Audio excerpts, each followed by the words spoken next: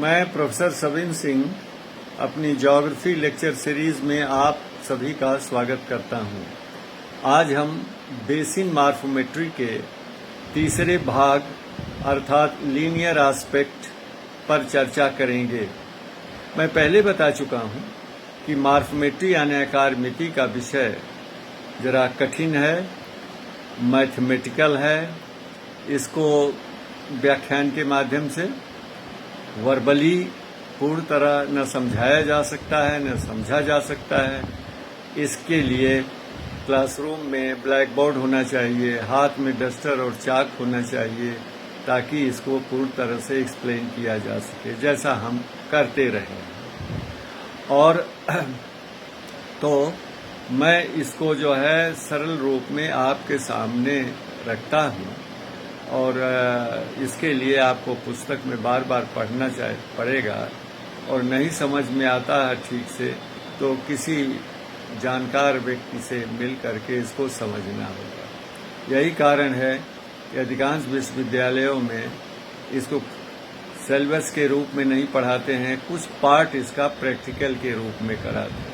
खैर, linear aspect में हम क्या करते हैं कि हम नदियों किसी भी अपवाह बेसिन के ऑर्डरिंग जो पहले कर चुके हैं, प्रत्येक ऑर्डर के सरिता खंडों की लंबाई नापते हैं। इस लंबाई को हम नापने का हमारा तरीका जो होता है, या तो हम यांत्रिक विधि अपनाते हैं यानी रोटामीटर या ऑपिसोमीटर से हम नापते हैं, जबकि ये सही नहीं आता है। दूसरा मैनुअल मेथड होता है जिसमें हम धागे के माध्यम से, थ्रेड के माध्यम से हम उसमें सरिता खंडों की लंबाई नापते हैं।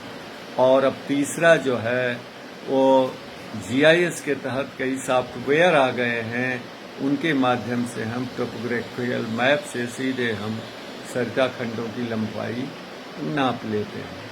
तो जब हम प्रत्येक किसी अपवाह बेसिन के प्रत्येक ऑर्डर के सभी सरिता खंडों की लंबाई हम नाप लेते हैं तो उनका पहले हम ऑर्डर वाइज जो है 1, 2, 3, 4, 5 योग कर टोटल करते जाते हैं, टोटल कर लेते हैं।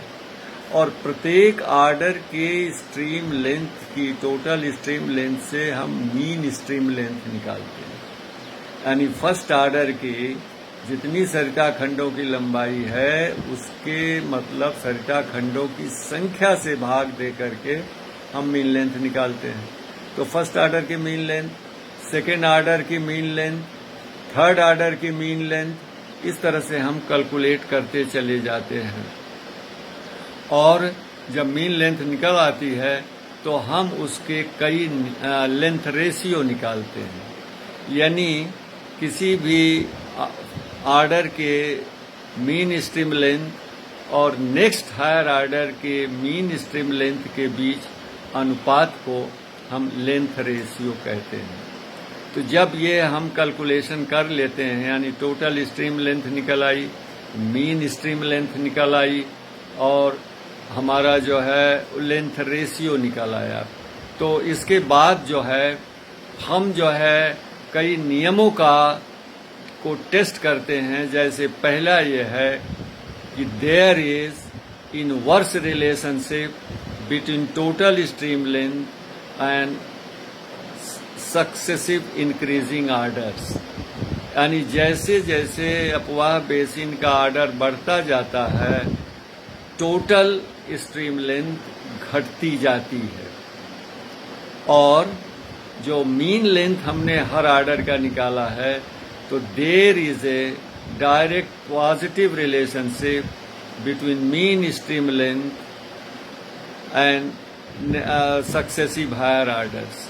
अर्थात जैसे जैसे अपवाह बेसिन का ऑर्डर बढ़ता जाता है मीन लेंथ बढ़ती जाती है और इस लेंथ रेशियो के आधार पर हॉटन महोदय ने लॉ ऑफ स्ट्रीम लेंथ का भी प्रतिपादन किया है।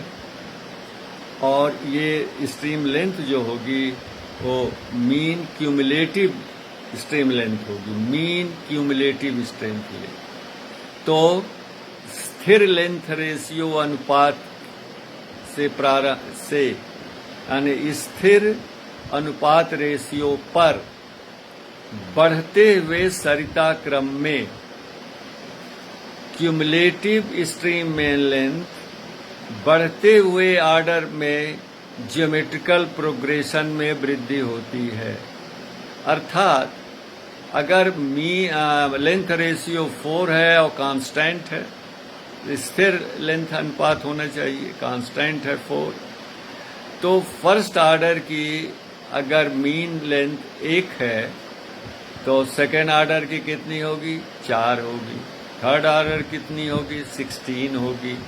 फोर्थ ऑर्डर कितनी होगी? 64। यानी इस तरह से ज्योमेट्रिकल प्रोग्रेशन में वृद्धि होती है। This is called law of stream.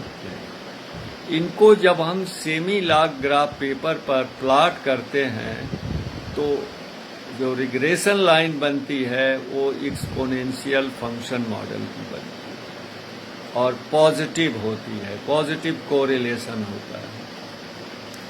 नदियों के ये लीनियर एस्पेक्ट के तहत एक बहुत महत्वपूर्ण जो वेरिएबल्स विचर होता है वो है सरिता की सिनुआसिटी।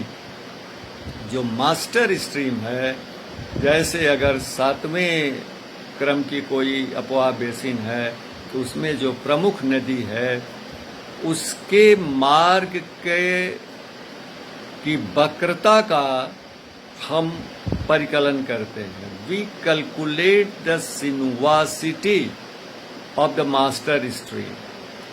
वक्रता का क्या मतलब होता है कि the deviation of stream from the expected theoretical straight path. हम सैद्धांतिक रूप में मान लेते हैं कि नदी का मार्ग एकदम सीधा होना चाहिए रेखा के अनुसार, और तब हम देखते हैं कि जो एक्चुअल नदी है वो सीधे मार्ग से कितना विचलन उसमें होता है। इसी को हम सिनुआसिटी कहते हैं, वक्रता सूच कहते हैं नदी का।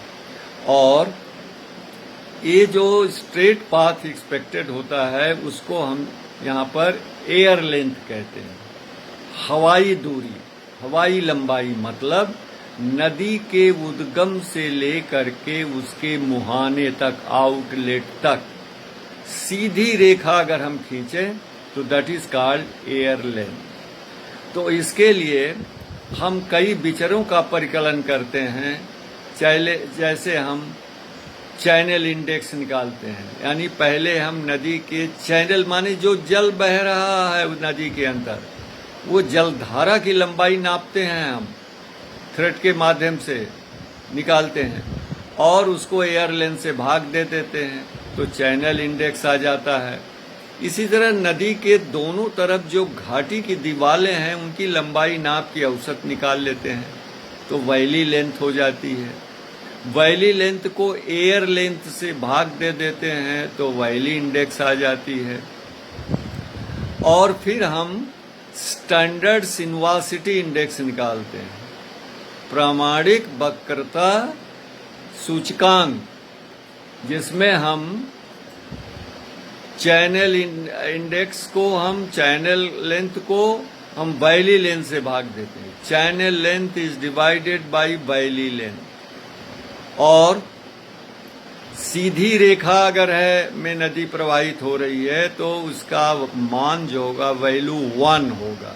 That is not possible. 1 से 1.5 अगर मान आता है उसका विचलन का, it means the river is sinuous, वक्राकार है। और 1.5 से अगर ज्यादा आता है मान, it means river is meandering। अब पुनः ये हम देखते हैं कि ये जो सिनुआसिटी है वो किस कारण से है। नदी की सिनुआसिटी 2 कारणों से हो सकती है। नंबर 1 हाइड्रोलॉजिकल फैक्टर के द्वारा और टोपोग्राफिकल फैक्टर के द्वारा। और इनमें हम प्रयोग करते हैं कैलकुलेशन में वैली इंडेक्स जो पहले निकाल चुके हैं, यानी valley length upon air length, channel index यानी channel length upon air length.